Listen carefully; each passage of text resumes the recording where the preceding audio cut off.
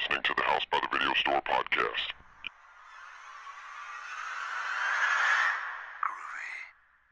There's no more room in hell.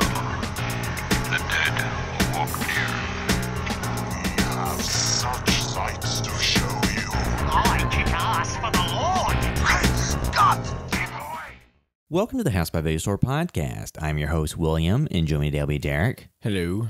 And on this episode, we'll be discussing the Cloverfield Paradox that just hit Netflix recently and was a big Super Bowl commercial where the stunt was, it's a movie that I think most people, like I'd heard people talking for the past years or past couple of years about a movie that had been shot called The God Particle, or at least that was like the working title that they thought was the third Cloverfield film. And it kept getting pushed around the schedule because it was supposed to come out like last October, and then then theoretically it's going to come out like this August or April. And then no news, no trailer. Netflix purchased it from Paramount, had a Super Bowl trailer for it, and then said available after the game. Yeah. Or they said available soon, and then like they tweeted and stuff, and on Facebook said it'd be available after the game. So NBC got tricked into airing an ad for something that would compete with their TV show. I think it was This Is Us. They aired after the Super Bowl. So they let an ad run for something that competed with the show that they were airing after the Super Bowl. They're probably not be happy about that. Well, I would say that people probably like This Is Us better than they liked Cloverfield Paradox. yeah, because This Is Us is a show I haven't watched, but I've seen a lot of people talking about it. Crockpot or something. I don't know. I know like the Crockpot blew a house up or something. I don't know. And then Crockpot had to come out and like, it doesn't happen. Crockpots don't burn houses down. I'm not saying they can't, but like they did say like that's never happened with one of their, A crock-a-pot. Yeah. But before we discuss the Cloverfield Paradox, and two, that conversation will start out with general thoughts and then go into spoilers and kind of talk how it fits into the other movies. To be fair, if you watch the Super Bowl ad, you already know everything you need to know about that movie because they pretty much, So, in summary, it's a space station movie that somehow ties into the first Cloverfield, maybe. But we'll talk about that Super Bowl commercial in spoilers. Yeah, so before that, we'll just briefly go through some things we've been watching that you should either check out or not check out. I guess I'll just start talking about Netflix things. So I'd seen the movie The Open House, which was like a horror thriller movie that was on Netflix, and I saw promoted on there. And it had the guy Dylan Minnette, who is in Don't Breathe, 13 Reasons Why, and other stuff. Generally good actor that I think is decent in most of the things I've seen him in. And it was like a horror thriller, one of those Netflix original films. So I was like, I'll check that out. So I just added it to the queue. And then I saw the reactions. I hadn't watched it, but I saw people talking about it and how much they just hated the movie. Like, it wasn't like, oh, I dislike this movie. It's like, this is the worst movie of all time. I hate this movie. And I was like, well, it's one of those things I was probably going to add to the queue and forget about. But since people had such strong reactions, I decided to watch it. And my basic takeaway is no one should spend their time watching that movie because it's very unsatisfying. It has characters that do things that seem very nonsensical. Like a mom takes her son to get dinner or food at some restaurant and doesn't have any money on her. I was like, what do you think was going to happen? I mean, luckily, like the kid has money. Well, hey, to be fair, Michael Scott did that same thing in an episode of The Office, and they took his picture and put it on the wall. So that can happen. Well, yeah. So, but then, like a character has their cell phone sitting on the nightstand charging, plugged in, and they're gone, and they come back and the phone is missing, and they don't like search the house for it. They're just kind of like, oh, it's like, well, I think if I went to the bathroom and I came back, my phone was gone and it wasn't plugged in anymore, I would search the entire house for it until I found it. Like, Mom, my phone. Mother. Yeah, like you would tell somebody that, like, yeah, if I walked out of the room, my phone was gone. I'm like, hey, call my phone. Yeah, I would go to my mom and say, hey, call my phone. Oh, we can't find it. Let's go and log in to find my phone. And oh, it's in the wall. Okay, let's leave. But so there's stuff like that. But just like the movie, I don't want to I'm not going to completely spoil it, but basically it's left open-ended. And one of the main characters states the premise of the entire film in the middle of the film. Like, aren't open houses weird? because you have a real estate agent, you barely know that showing your house off to strangers, and do they even check it before they lock up and leave?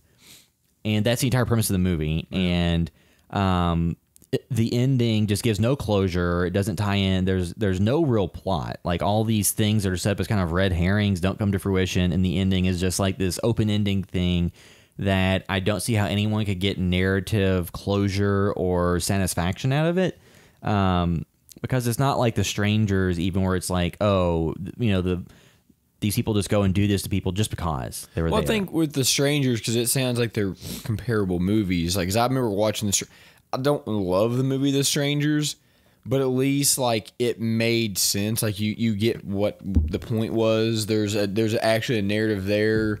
You understand what's going on. Like, they're just kind of sadistic and they do it for fun. Where it sounds like this one is just kind of like there's really you never even see the killer, really. Yeah, and I think that's not very satisfying. And two, I guess living in the United States that we live in now, it's like, I just get aggravated. Nobody has any guns. Nobody has any weapons. Nobody makes any sort of decisions. And it's like, I just want to see a movie where they do that. And there's really only a couple of scenes where they kind of go for scares or tension or suspense, and it doesn't work because, like, you don't really care about the characters, and it's not really set up all that effectively. So it's one of those things where I think Netflix, we'll get to Cloverfield Paradox in a minute, but like with stuff like that and Open House, like the perception of it, like I think they need to be careful because they don't want Netflix original to become a term where people see that and then skip it. Because like I know some people like the movie Bright. I didn't care for it, and it was like a $90 million movie. So I think if Bright had came out in like 1996, it would have been a huge hit. Well, I think, but too, it's like they got Will Smith attached to it, which is a big deal. Well, they got David Ayer that directed Suicide Squad. And he also directed Fury and End of Watch. Fury and End of Watch were both movies I highly enjoyed. So I did like those movies. Suicide Squad was a flaming pile of dog poop. And then this, I've not watched. I have no interest in watching because it doesn't. Like with Bright, it's basically, do you want to see orcs wearing FUBU? I mean, that's kind of what it feels like. But like, so back to Open House. It's a movie where, medium low budget. I would assume it's under $1 million budgeted, like horror thriller film, or maybe like definitely under $5 million. But I can't see how it costs that much to make. Well, I guess something that you kind of brought up that's interesting about Netflix is like, at what point will they? Because like, there's so many people out there. I think that if you gave them a budget, that they could put out much better products than they do. Because Netflix originals kind of are shitty. Like, every now and then you get something good. Like, I like The Wheelman, but that movie is like something that works on a streaming service. I wouldn't want to watch it in the theater. Well, and two, a lot of times what I think they've done is they've either found creators they like, and they've then given them a budget and say, go make something, give them a mild budget, or they've purchased movies that are completed that didn't have any deals in place. Yeah. And that's what's happened. Like that movie Creep that we've talked about before was one they just kind of purchased. I think like Hush was one that they purchased. But they have movies they see at festivals and they purchase, or there's movies where they just give creators money to make it, or there's a movie that's completed. And I think like they purchased the Open House. They didn't produce it from the beginning. They purchased it. So maybe they did it as a favor to the guy Dylan Minnette who is in it because he's in other Netflix stuff like 13 Reasons Why. I do think it's because their TV shows are generally very strong. Yeah. But it seems like the movies, and there's a reason why movies are going to be released on Netflix and not in the theater, because they're not good enough. Like, you're not going to release a movie on Netflix and get wowed by it, because at the end of the day, it is not good enough to warrant a theater release, which is where you make your money. So I think there's always a red flag on any movie that gets released on Netflix because there's a reason why. Well, I mean, too, like I do like the idea of movies that don't have to go through the standard like test screening, studio note type process, and it's just the creator's vision brought straight to screen. Yeah. But sometimes it probably helps to have producers look at it and say, okay, so we screened this and everyone hates the ending. What can we tweak here to kind of make it more satisfying? So, but I think I think whenever I see a movie released straight to Netflix, it's the same thing. Like, Netflix is just now the new VHS. Like, you get stuff, and it's the same thing with Amazon and Hulu and stuff like that. It feels like back in the day there used to be all the direct-to-video movies. Yeah, and this is what they did. And that's kind of taken the place because everything goes full circle. Unless it's them buying like like Mudbound was a movie we haven't watched. I don't think any of us have watched yet, but it was like highly acclaimed, did really well at festivals, and Netflix purchased it.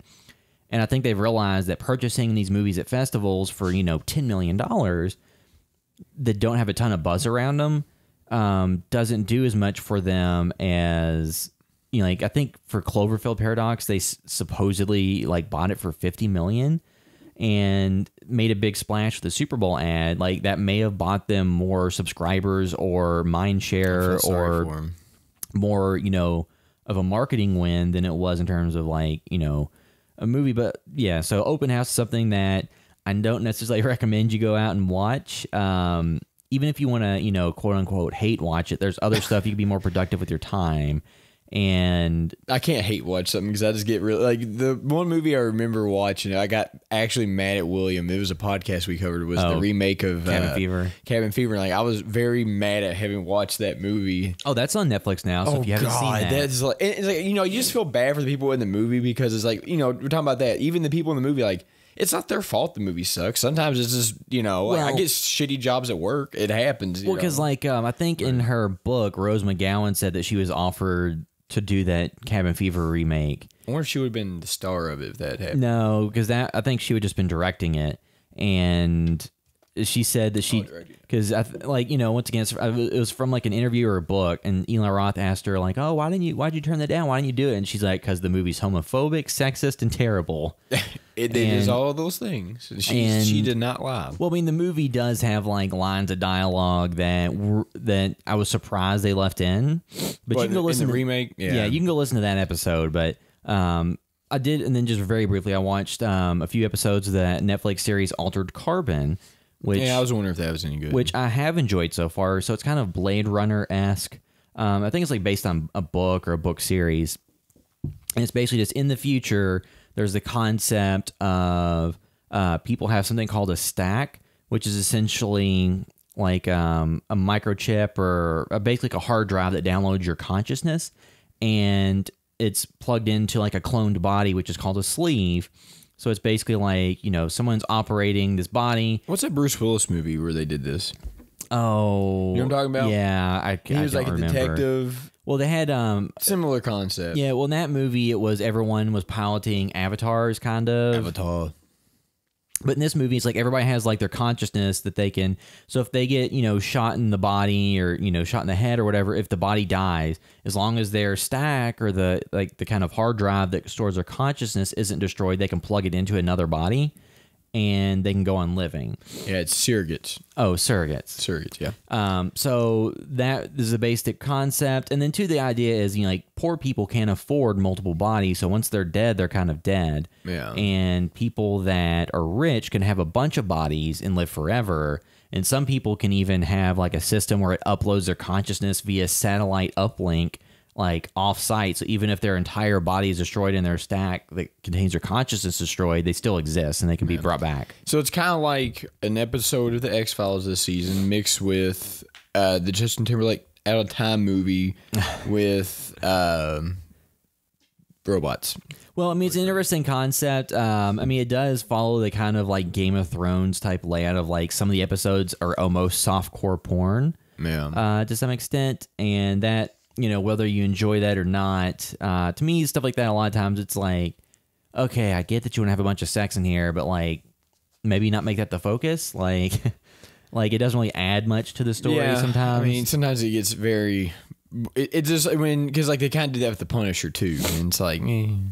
Well, yeah, I mean, but at the end of the day, so far I'm enjoying it. It's got some really cool sci-fi concepts, and I haven't finished the show, so I don't have a final opinion on it, but so far I'm enjoying it.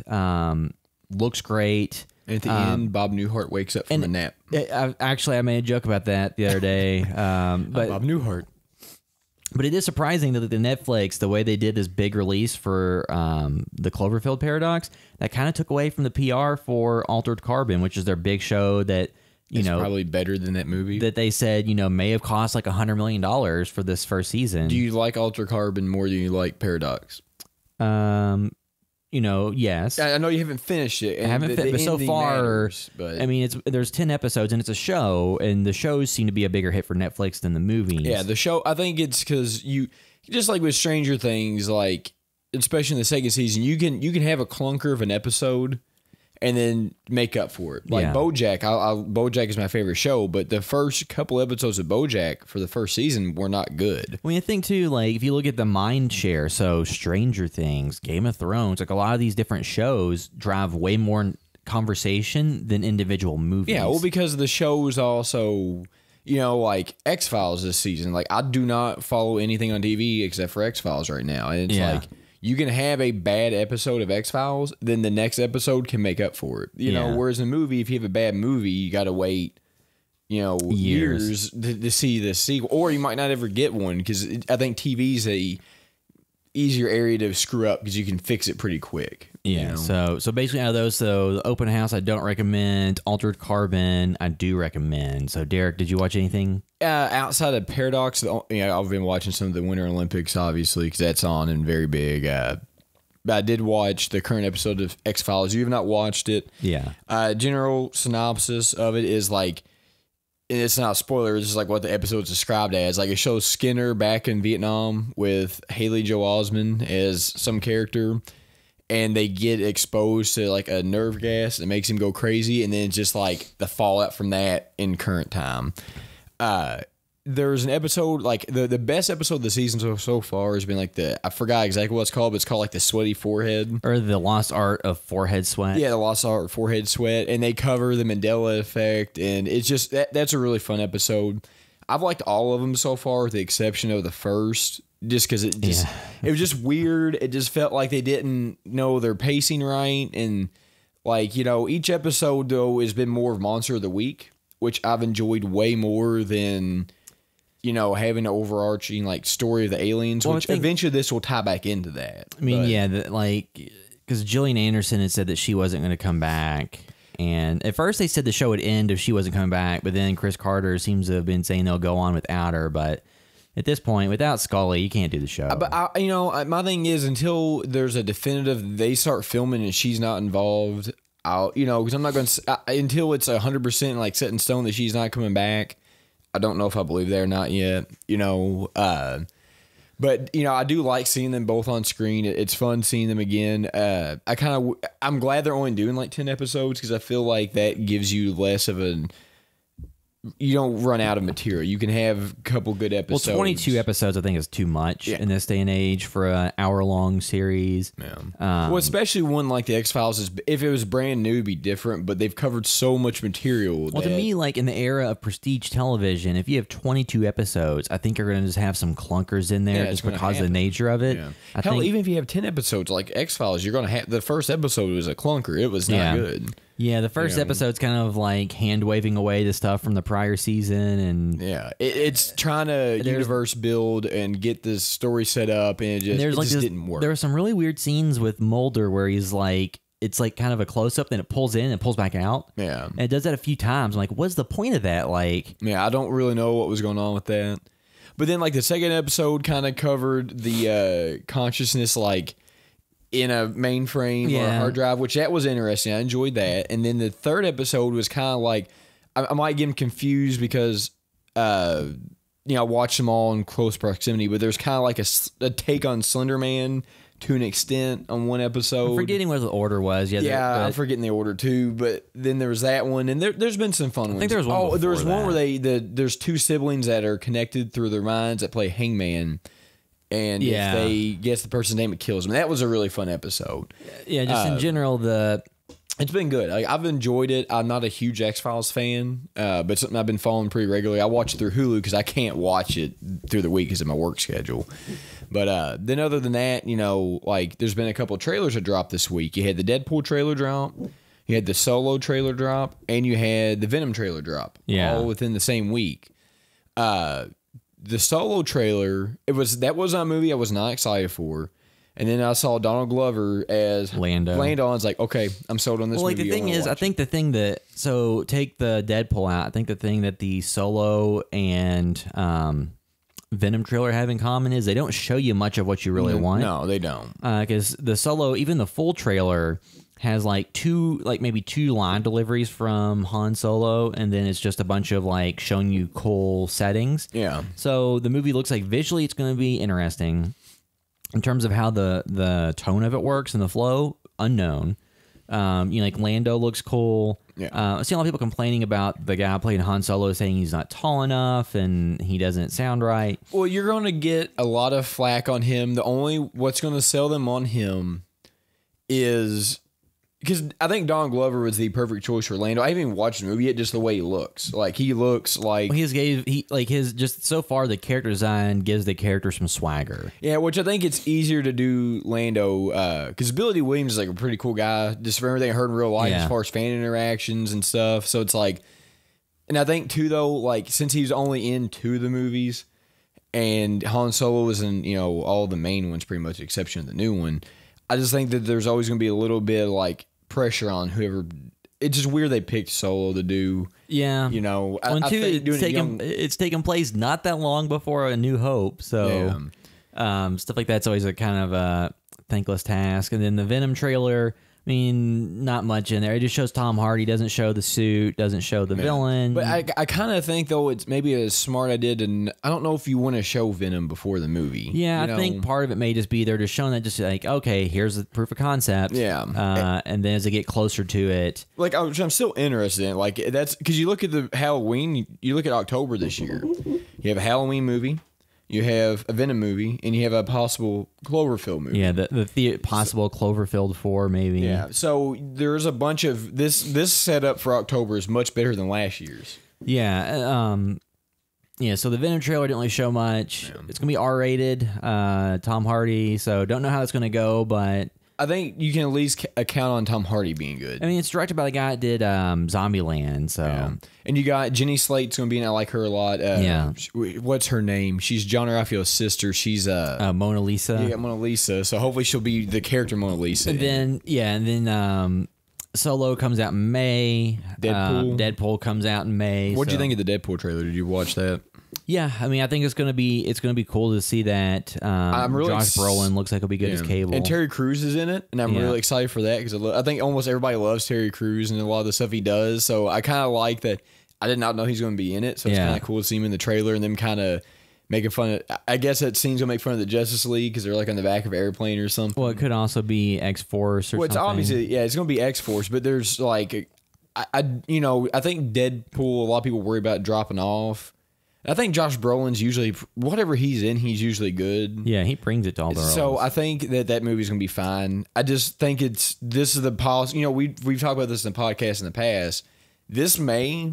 I don't remember a May month that was that chock full of big releases. Yeah, because you have, I wonder if they're on cannibalized. Well, that's every year though. Like at this point, not like this though. You gotta have a MCU and a Star Wars movie releasing in the same month, the first time ever since this stuff's been going on. Yeah, well, they're just like in the future we're going to continue to see more and more movies crammed into. But it's just weird to see the same production overall Disney release. Well, Disney's releasing 3 movies in the same month because Deadpool is now owned by Disney. Yeah, so Disney is. Well, I think that deal's still not closed yet. But for all intents and purposes, they had nothing to do with it.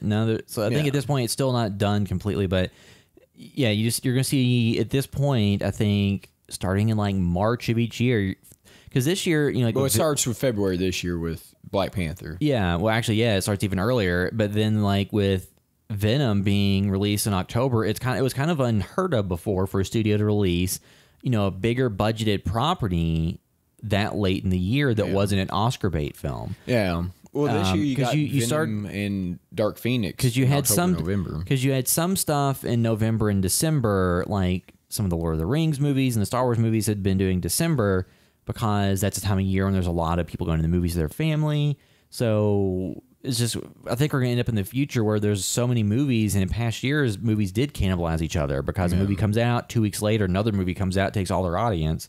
So you really have to make your money in like 2 weeks. Yeah, but it's funny because it starts early this year because you have Black Panther, and then I kind of want to see the Jennifer Lawrence it's essentially Red Sparrow, which is essentially Black Widow, which they took too long to do. So I'm interested in watching that because I love like spy movies, and like Atomic Blonde last year was really good.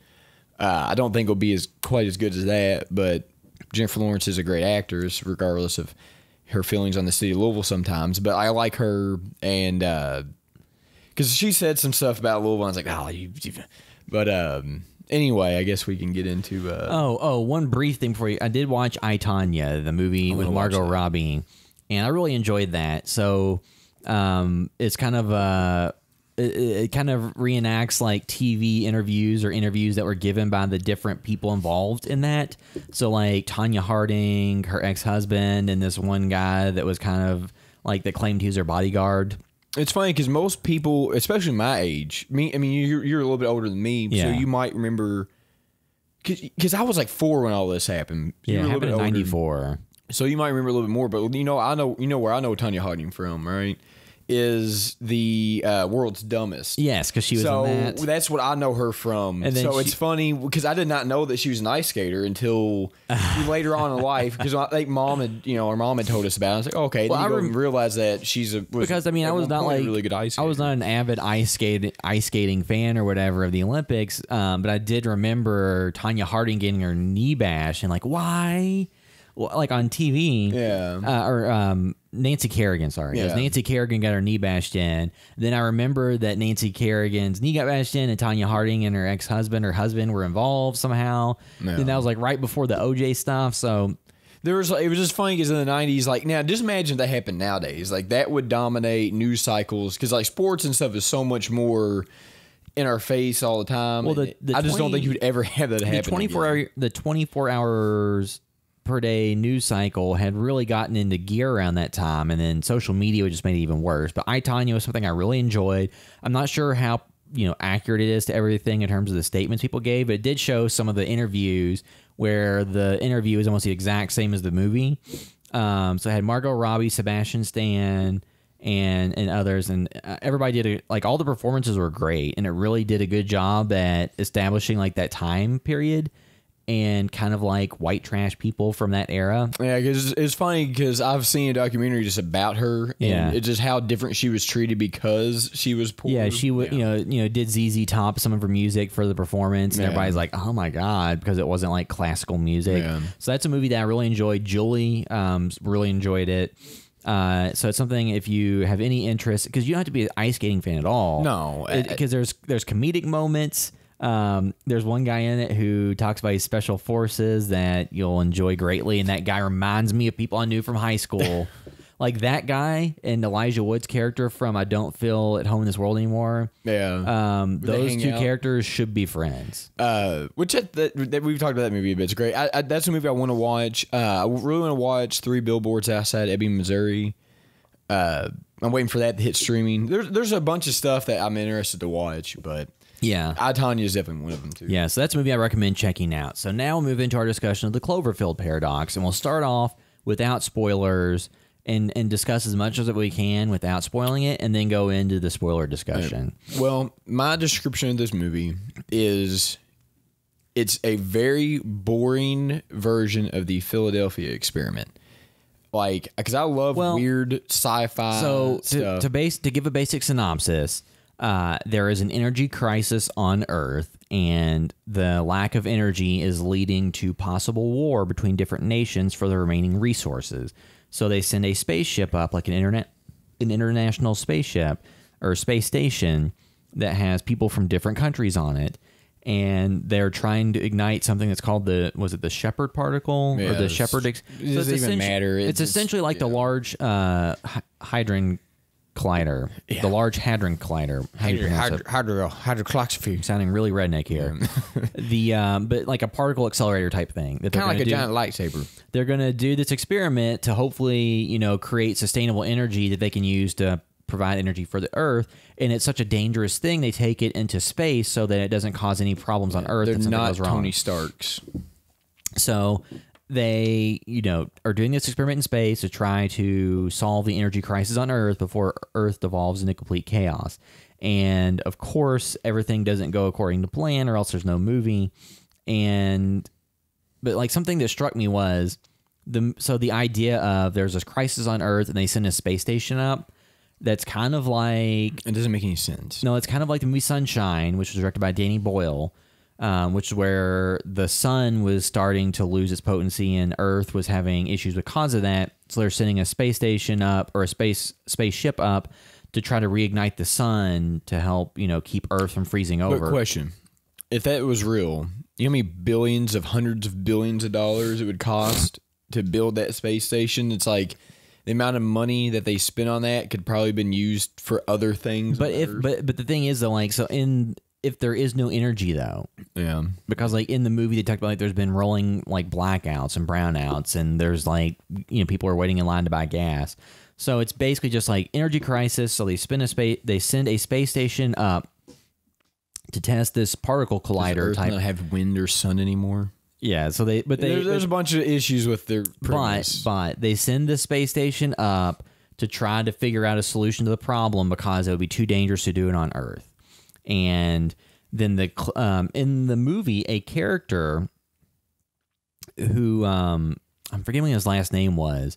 It's Donald Logue, who was in like Grounded for Life, and like he's one of the henchmen in Blade, and he's been in a bunch of stuff. He's in Gotham, and he's just overall. I really enjoy him. His character had the same last name as John Goodman's character from 10 Cloverfield Lane, and he was interviewing the woman that was interviewing him was the woman from 10 Cloverfield Lane. So you have he was Mark Stambler, which is so you have a direct tie-in to 10 Cloverfield Lane. Yeah, but because you have a woman in there from Tim. But we'll get to it in a minute. But we'll get to that in spoilers. This is not spoiler stuff, really. Because it just is. Well, basically, just they lay out. It was just a little Easter egg. Pretty much. They just lay out. He says his character says like his fear is that Doom, that the machine Half-Life being activated create rips in time and space and bring monsters and demons or untold chaos. And without really going too much further into what happens, you have something that happens on the spaceship that sets up the rest of the movie. Yeah. And the cast for the movie is really strong. Yeah, the cast is... Nobody gave any bad performances. I mean, the cast was really... You have the dude that was like in Inglourious Bastards, and he was also... Daniel Bruhl. Yeah. So he was... then you also had David Oyelowo, who was... he played Martin Luther King Jr. in Selma. The main actress who played Hamilton, I'm going to pronounce this incorrectly, Gugu Mbatha-Raw. She did a good job. Yeah, very good. John Ortiz, who played Monk, who's been in a bunch of stuff. Chris O'Dowd was in it, who was in Bridesmaids and the IT crowd. He was actually good. I enjoyed all the actors and actresses in it. So you had a lot of people in it that were really good actors, and it was from... the director was Julius Ona, who I believe that was his directorial debut for feature films, because he's directed other stuff. He directed a movie called The Girls in Trouble. Plus, the guy has Wilder Valderrama in it. Some short films, but the movie itself. So it was one that I think kind of floated around for a while and got moved around, and it does feel like, without spoiling anything, it does feel like they took a movie and then kind of tacked on connections to Cloverfield, because it feels like you had taken parts out of it. Because there are some scenes that take place on Earth, and there's some, and that's like a small portion of the movie. And most of it's on the space station. From what I read, the Earth stuff was mostly added in through reshoots, but after testing it with people. So it feels like... It just feels like it parts of the movie feels like, because when I was watching it with Julie, there was parts of it where we're like, oh, is this just kind of being like a rip-off of Event Horizon? And then it's like, oh, is this movie going to rip off Alien? Because there is one scene that feels very much like Alien. Or more Prometheus to me. Like, this movie felt more like But there's one scene, though, that is straight out of Alien for the most part. But there's just parts of it where it's like, oh, is this pulling from this? And it did that with a bunch of different kind of movies. Here's what this movie reminded me of. Like, I started off, like I said, this was the Philadelphia... The way you set this up to me is like, okay, the Philadelphia Experiment, or the game Half-Life, or the game Doom. That if you give me that premise, that's what I think of. Okay, Half-Life, some similar concept, Doom, a little bit different, but it's all kind of like in that world where it's more similar to Doom because they're on a space station. Doom's on another planet. They're doing this stuff. Things go awry. Demons, paradoxes, open up the universes. This is not that. This is like I think what happened with this movie is they had a pretty bland... This movie, if it was a spice, is flour. and they're like, you know what? Let's just throw the name of a pre-existing franchise on this that has had 2 good movies. I'm not super big on Cloverfield Lane, but they are good, and they did review well and made money. So they threw that on this to generate interest on it, because I think if this was just a movie by itself, nobody cares. Well, I think the idea that what J.J. Abrams and his production company have done is said, okay, here's a sci-fi concept we find interesting. How can we fit this into the Cloverfield grander universe? Yeah. And by adding that name connection onto it and adding some marketing behind it, you get a lot more buzz for it than if it was just a original sci-fi film without those connections. Yeah. And so, like in this movie, to me, just without really giving too many spoilers, if you were looking for a monster movie, this is not that. You're not really getting that from the Cloverfield Paradox. If you were wanting something that's more of like a Hitchcockian, Spielberg type thriller, like you got with 10 Cloverfield Lane, this isn't even that. You're not really getting that. You're getting more of a sci-fi space station movie that this is like an episode of the Twilight Zone. Actually, so to me, 10 Cloverfield Lane felt like an episode of the Twilight Zone. That to me had that feel 100%. And this movie feels more like the Outer Limits or something. No, it feels more like not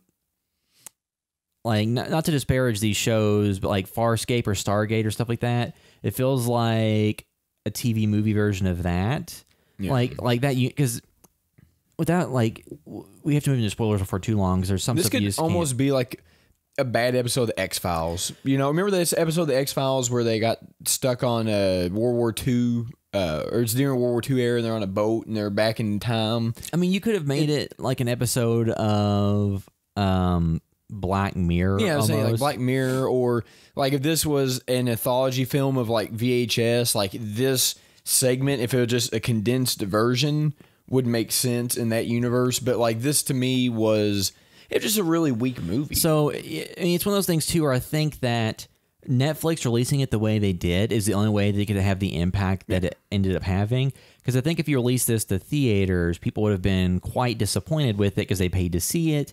Because I think that the expectations are vastly different for a movie you pay to go see, and especially if you're paying for yourself, a significant other. Well, to be fair though, I mean, this movie got run through the coals.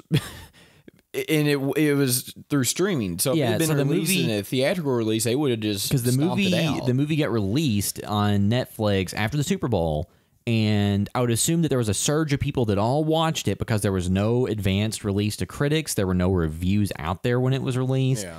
It was only whispers of what people had heard from like test screenings maybe. So the movie itself, you didn't really know anything beyond the trailer. So they put this trailer out, they launch it. And then you have the reaction to it. And like I said, if it was in theaters, I think it would have bombed big time.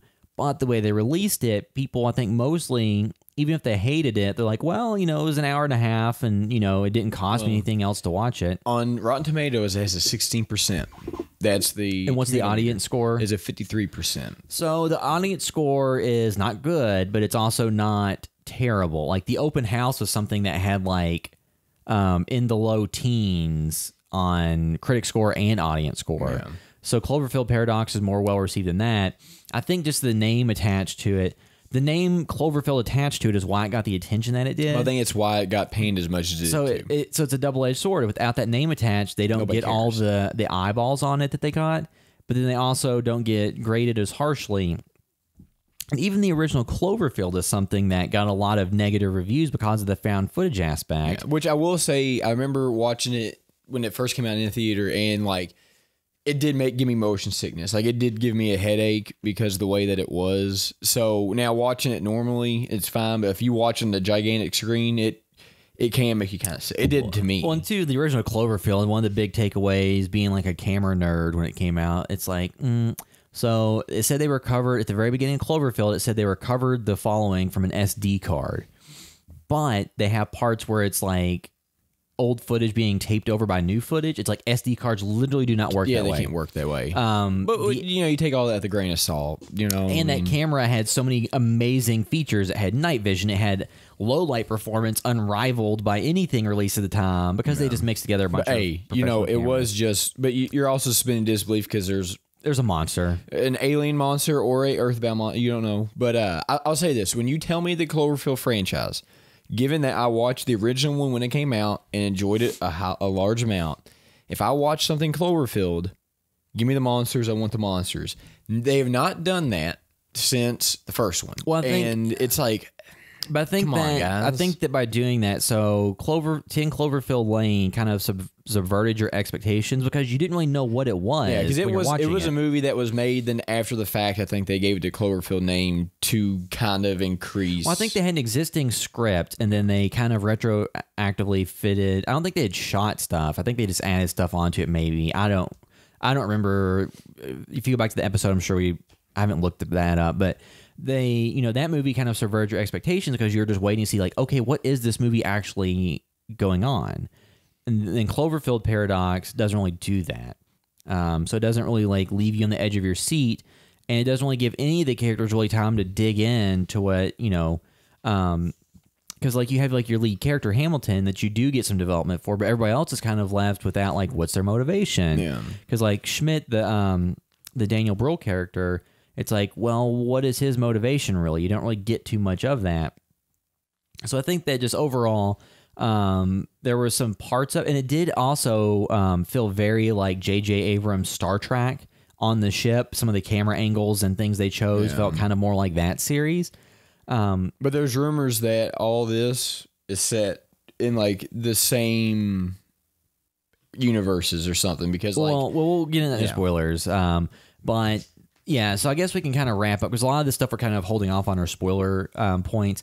So this movie, giving it a score out of 10, it's kind of tough because like what it does for the Cloverfield universe is open things up a little bit and give a little bit of background and explanation to things, which to some people may be a bad thing if it kind of takes away some of the mystery from the other movies. But see, I don't think it does. Well, we'll get to that in spoilers, but overall, like the movie has like a 53% like critic score.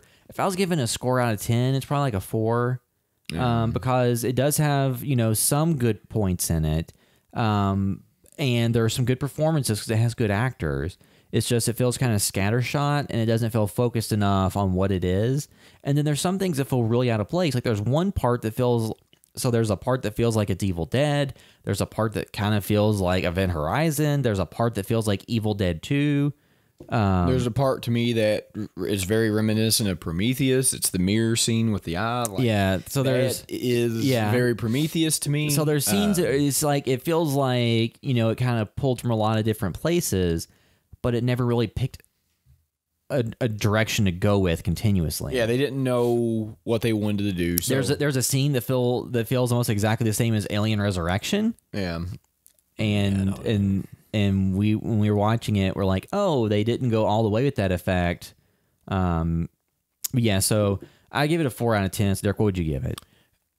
Yeah, like I said, those movies, a spice, it's a flower, it's a 4 out of 10.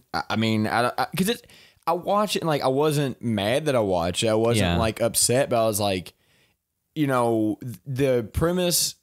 The movie's concept is more interesting than the actual movie. The potential of the movie wasn't really reached. Yeah. So to me, it's like there's interesting stuff in it. I think that this was more important for universe building because that way it gives you a point to have all these different things that happen, and we'll get to in spoilers, without actually being connected. So it sets that up so you can... Which I think was important to do because eventually you'd have to answer that at some point. Well, and this is their way of doing that without actually...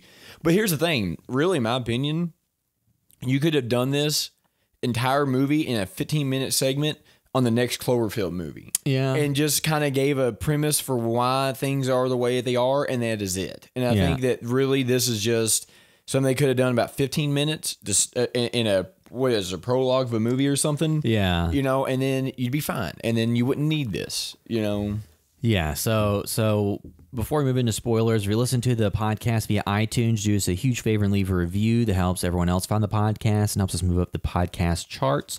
If you're listening via or watching via YouTube, we always love seeing comments. So let us know if you have any thoughts or questions.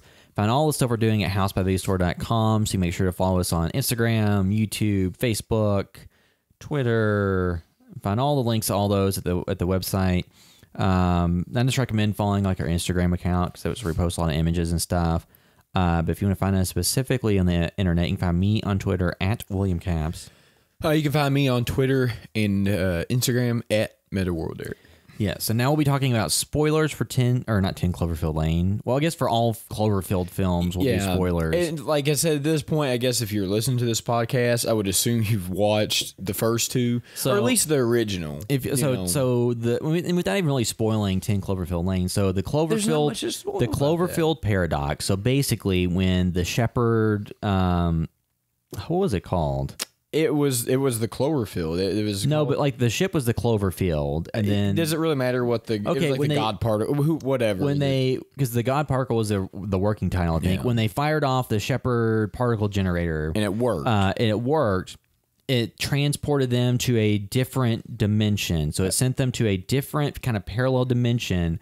And then the fact that their ship appeared at the same spot as the other ship caused that ship to malfunction and crash down to Earth. Did it really ever state that, or did it just that ship crashed? Because it never really said because the one woman was on the Jensen or whatever was on the ship and said that their ship appearing destroyed hers. Yeah, because she was in the wall with like tubes and stuff through. Yeah.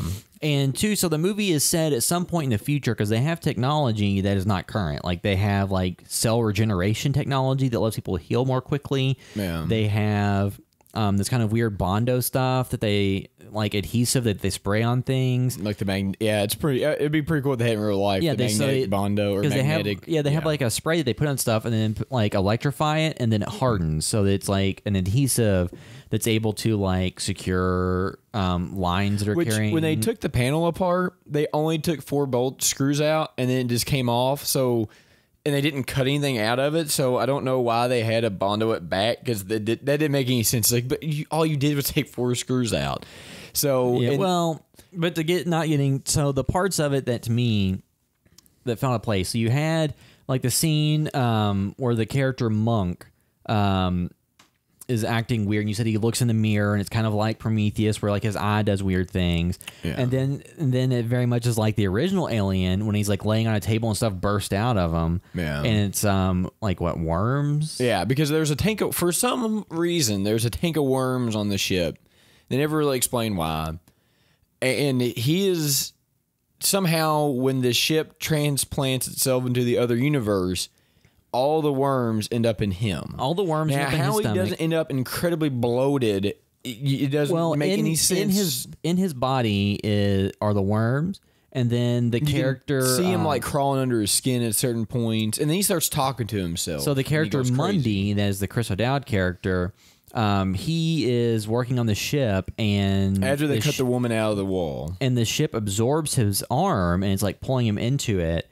And then his other crewmates come and help, like, try to pull on him, and they pull him, and his arm is a stump, and he has no arm, and he doesn't feel pain, and it's just gone. Which I didn't have a problem with that. I mean, it was interesting. that was more of the kind of like Event Horizon type, like the ship is alive or stuff. like Philadelphia experiment where like people were getting fused into, because like the woman, they find her in the inside the ship, but then she's all fused into everything. So that's definitely a Philadelphia experiment. So that part I didn't have problems with, but when his severed arm appears later, like dragging itself along and it's like doing things, it's like, oh, that's almost like an Evil Dead 2 type kitschy body horror. But then his comedy. Arm never makes another appearance for the rest of the movie. The arm is they put it under glass, and then it's like indicating to him that it wants like a pen, so they give it like a marker, and then it says to check the monk's body. So they check his body, and their missing gyroscope is inside his stomach, which is what they needed for the ship to operate. But again, like in the real world, if a guy was full of like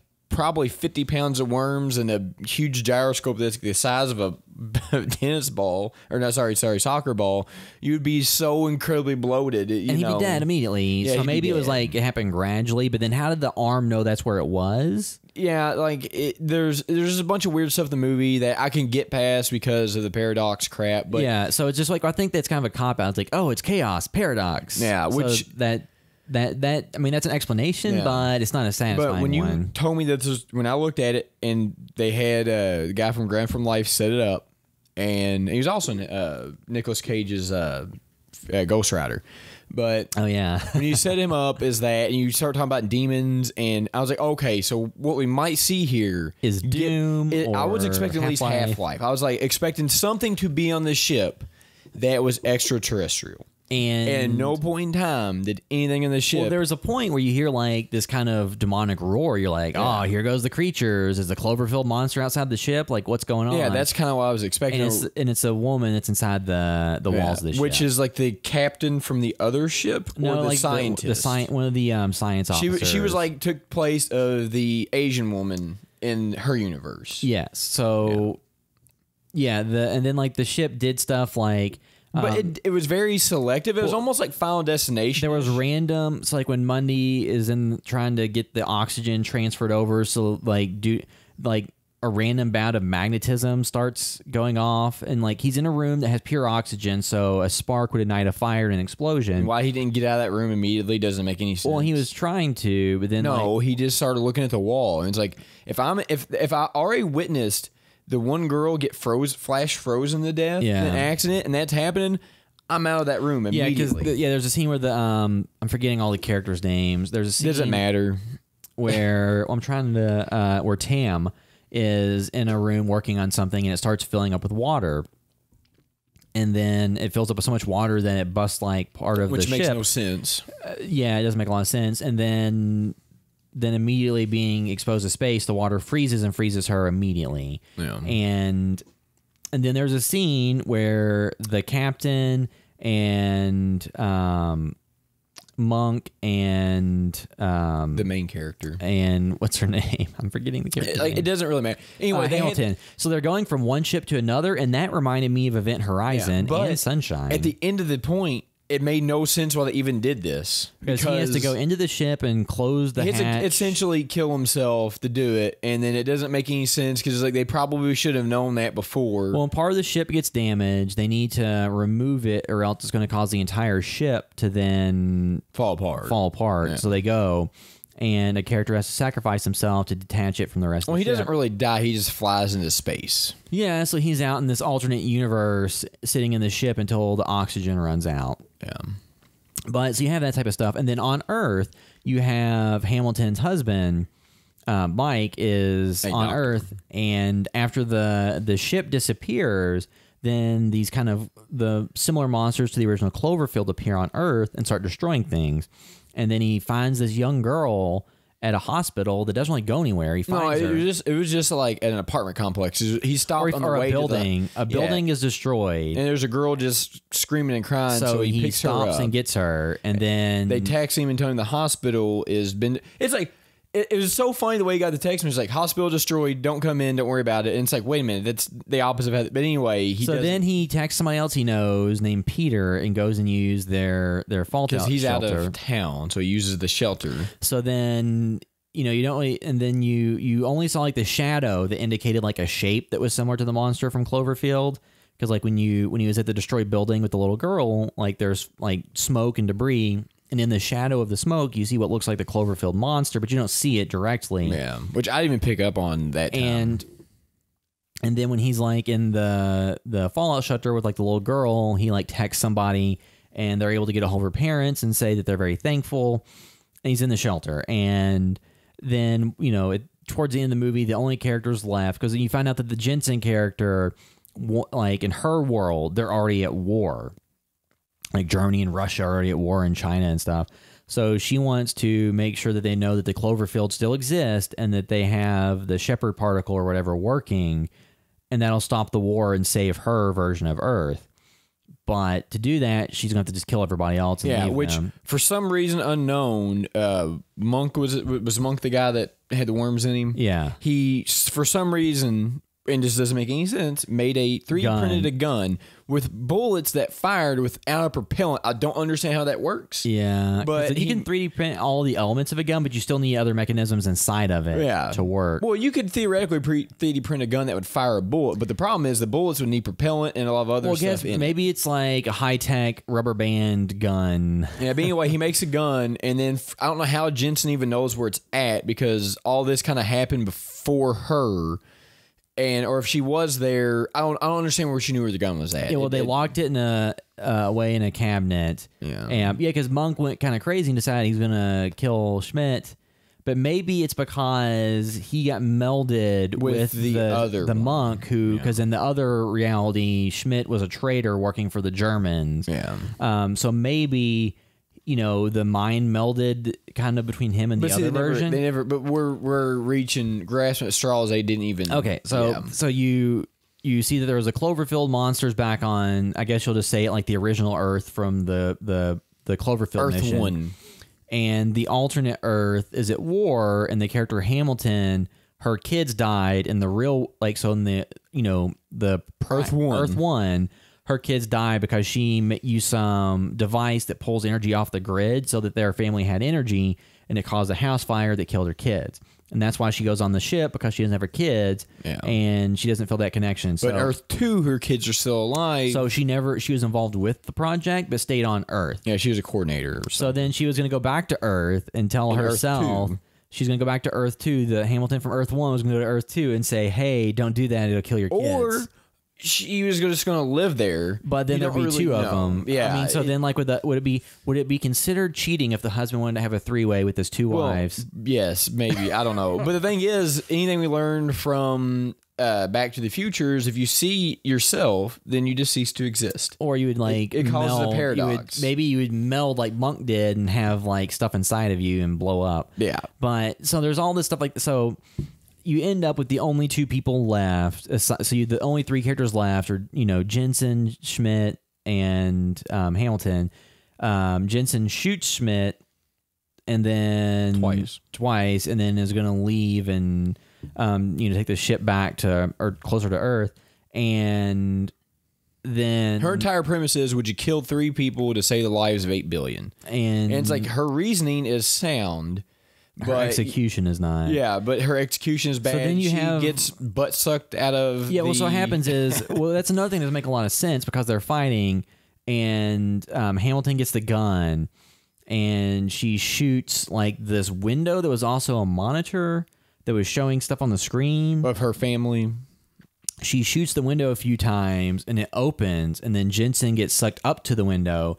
And that was where Julie and I are like, oh, is this going to do Alien Resurrection and suck her guts out through her butt or something? Nope, and it didn't. And it didn't. And it just pulled her out into space. And it should have immediately killed Hamilton. Well, she was able to hold on and not get sucked out. No, it doesn't matter. The vacuum of space you would freeze immediately. Well, she had the spacesuit on. Yeah, but not her face. She didn't have the helmet. She would immediately freeze. That happened. The vacuum of space is so cold that you would immediately die. I thought they had helmets on. No, not at that point. She had them off. Well, regardless, so she should have been dead at that. She gets herself to safety, and then she goes and helps patch up Schmidt so that they can then activate the Shepard particle thing again and take them back to the original Earth. And then they get back to the original Earth. Oh, before that, though, she decides to send a text message to herself. She sends a voice message, which is the exact thing that they show in the Super Bowl ad. So, in essence, the Super Bowl ad spoiled the entire movie because it showed her little soliloquy or whatever you want to say it was, is the entire point of that movie. And they showed that in the Super Bowl ad. Yeah. So it's kind of like, oh, so you spoiled the movie. You told that was the end. She sends a message to herself saying to not use a machine to suck stuff off of the grid. Or she's already using it. It's going to kill her kids. Yeah. So, which is still if it's a different Earth and there's different circumstances, maybe she would have never done that. But what would have been interesting, they went true Hitchcocking. She decided to go to Earth. Then it turned out that she'd already been doing that and it burned their house down. So there's everything she decided to do. She gave up her actual husband to go back. Her kids had died. She had died, and her husband had died. That would have been a very and she was stuck on a world at war. She gets back to the planet and finds out that people are 99% the same, but there's one big difference. Yeah. and that causes her to like die because like the VHS Viral, the third one, not a great movie, but there was one segment that was interesting where a guy went through like a portal to a different dimension, like him and his altered dimension self switched, and found out that there were big differences when it came to a few things. Yeah. But like, so, But I don't know if she should die. I think it would just been very nice. It was very Hitchcockian. Or what was the show we were talking about? Twilight Zone-ish. Yeah. Where at the end she gets there, everybody's dead, she's stuck, and then she doesn't die. That's just how it but ends. like, That, I mean, that would have been more interesting. But then like, so Hamilton and Schmidt get back to the original Earth one. They're able to contact like NASA or wherever the space service is briefly and say, we're back, this works, we're coming to Earth, we have the information. Which doesn't make any sense. And they're not able to tell them, and then they get in the space pod to come back to Earth, and you go to Hamilton's husband. They Mike, call him. They call him and say, oh, they're back, and they're coming back to Earth. And he's like, did you tell him not to come back with those things? And so the implication is there's multiple versions of the Cloverfield monster like all over Earth. Yeah. And then you see their space pod coming back towards Earth, and you see one of the monsters like poke its head out above the clouds. Well, at first it goes through the clouds, and then one comes up roaring like right after they descend. So the implication is that they're all over the world and much larger in scale than they were in the original Cloverfield, because this one's so big that it is in the stratosphere. Yeah, so then I think the thing is like people say like, oh, in the original Cloverfield, the kind of implication was that the monster was a baby or a smaller version that was early on in its life cycle. So these would be full-grown adults that are large enough to get like to stand up and be in the clouds. Yeah. And like that explanation's okay, but then I think here's the basic thing that lays out how the Cloverfield universe is going to work. I don't think that Cloverfield Paradox takes place on the same version of Earth as Cloverfield. So it can't, because it's 20 years in the But future. the other ways are, so say that takes place in the future, and the energy crisis is going on in 2029 or 2018 or 2028 or whatever, and somewhere in the future there's an energy crisis. 2008 was normal and was similar to the normal Earth 2008. The Cloverfield monster got sent back in time to 2008 and 2028. And But now, see, the Cloverfield Lane was alien, so I think it just opened up a different. So I think all these are different worlds that have different issues. So I think that theoretically, what it could be is a multiverse, and 10 Cloverfield Lane and Cloverfield Paradox are all in different universes, but all affected by a paradox. And then the Cloverfield Paradox, when the reactor fires and causes like that issue, cause a rip in the time-space continuum. That causes a rip in time-space in all these different dimensions. So in 10 Cloverfield Lane, it let aliens get in. In Cloverfield, it let one of the baby monsters get to Earth. In the Cloverfield Paradox, it let multiple versions of those monsters get on Earth. And then or were they already on Earth and did it awaken? Because like, and then other like, so if the Cloverfield 4 Overlord working title movie about World War II, which is where like Allied troops on D-Day go towards like a German camp and then find out they're doing experiments that are just more than standard experiments.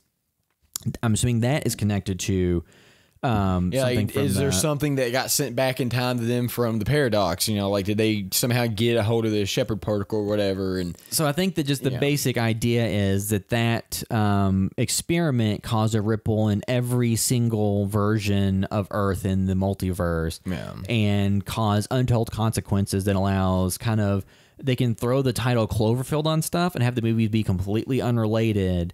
Because I think that like between the movies, like I had read some article about all the little connections. Like in the Cloverfield Paradox, there's a Slusho bobblehead type thing, which is connected. There's like the gas station name is the same in 10 Cloverfield Lane and Cloverfield Paradox, and like the company that John Goodman's character worked for in 10 Cloverfield Lane is a parent company that's mentioned of like companies in the other two movies. It's like the parent company of Slusho. And so I think there's like all these small universe things that are maybe just like in parallel universes. There are these small connections, like a Stambler being the last name. So like Howard Stambler's 10 Cloverfield Lane, like John Goodman's character's brother is the one who's going on about the Cloverfield Paradox. So maybe there's like these tenuous connections of like things that are consistent in the different universes. But I think it's different. realities where this ripped a hole in all of them and let different things get Which through. I think they did that to essentially give them the free reign to do whatever they wanted, which is okay. I don't mind that. Like that approach is fine. It's just the movie Cloverfield Paradox didn't have its own identity enough and go far enough in any direction to make that as its own on its own interesting. And again, this is my biggest problem with the Cloverfield franchise. Since Cloverfield, No 2008, monsters. no monsters. And I'm sorry, like I understand. Cloverfield Lane has some aliens at the end. But I don't want to wait till the end. Like it's one of those things where it's like you're doing what they did in the 1990s with superhero crap and all. Like you're giving me what I want at the end. Like because you don't want to do all. And I get Cloverfield Lane was a different type of movie, and it was something that was kind of thrown into that toward the end, or what. It was something that they kind of decided to maybe do later in the movie or whatever, later the production, whatever. But it's like if it's Cloverfield, I want to see some of the aliens. I mean, or the monsters, whatever it is, like whatever they are, alien, or whatever, earthbound, whatever it is that they are. I don't necessarily want an in-depth explanation, but I would like to see more of that because that's what this was built upon. So maybe in the World War II movie, we'll get a bunch of weird stuff in there that will be kind of cool and interesting. You know, like me and you were talking about, it's going to kind of be maybe like Frankenstein's Army or Wolfenstein or something like that. But, with this franchise and the way they've done it, I think they're going to give us a lamest version of what they say. Well, I think what they'll do is, so I think the other thing is that even the original Cloverfield didn't show the monster that much. It doesn't matter. It's still there. But it's there throughout. But I think what they've done is they're trying to make, moderately budgeted movies that have these different connections and tie-ins. And it's all kind of J.J. Abrams, like mystery box type stuff. Yeah. Which, I really enjoyed 10 Cloverfield Lane. It was one of my, favorite, genre movies of that year. I watched it. Like, I wasn't as crazy on it, but it wasn't bad. But, that was just a solid thriller movie that had these elements attached to it. It would have been a good movie either way. Cloverfield Paradox has these more interesting elements that are like universe-building elements attached to a movie that didn't do a lot. Yeah. So I think that the main issue is just that Cloverfield Paradox itself wasn't as self-contained and entertaining as the other movies, and the entertainment value really comes from theorizing how it connects to the others. Yeah, which somebody went and broke it down. Like each part, there's moments in this movie that you can go look at that have effects in the other movies. Yeah, because I think somebody did a thing. If you start Cloverfield Paradox and Cloverfield at the same time, when the particle accelerator thing fires and has the issues is when the first explosion happens in Manhattan and Cloverfield at the same time. Yeah. That's probably coincidental. I don't think so because this movie's, there's so many little small meticulous things in it that I'd find that to be, I don't think it would. Yeah, but just to wrap it all up, it connects to the other movies. It seems like that it's a multiverse and they just opened up wormholes or opened up rips in time space to let things through, and that's kind of setting up any potential other films in the franchise. They could even make a Netflix series or something out of it at some point and have it be more contained. Yeah, I mean, but that would end up just being the Twilight Zone light or something. Yeah. But yeah, so I guess I'll wrap up our discussion of the Cloverfield Paradox. So keep an eye out for the next episode, but as far as this episode, thanks for watching. House by the video